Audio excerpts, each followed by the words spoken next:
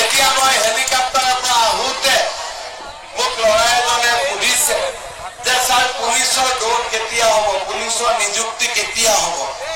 July মাহত পুলিচৰ নিযুক্তি হ'ব আৰু লগতে এই 1 লাখ চৰকাৰী চাকৰিৰ লগত মই আৰু 50,000 নতুনকৈ চাকৰি দিয়াৰ ব্যৱস্থা।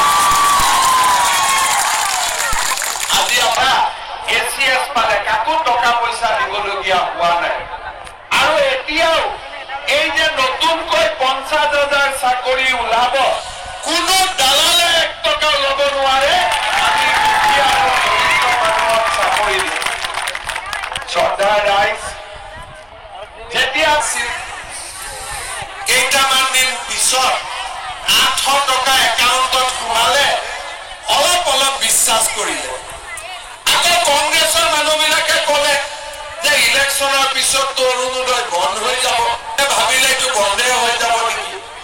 এতিয়াতো বন্ধ নহ'ল। অৰুণোদয় এতিয়া কিমান টকা হ'ল? 1250 টকা, হয়নে নহয়? 1 লাখ যুৱক যুৱতীক চৰকাৰী চাকৰি দিব।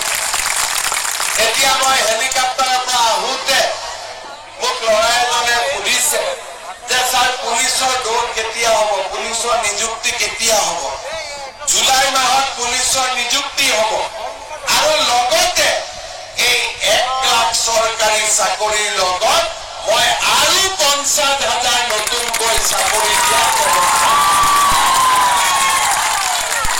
আজি আমাৰ ACS পালে কাকো টকা পইচা দিবলগীয়া হোৱা নাই আৰু এতিয়াও এই যে নতুনকৈ 50,000 চাকৰি ওলাব, কোনো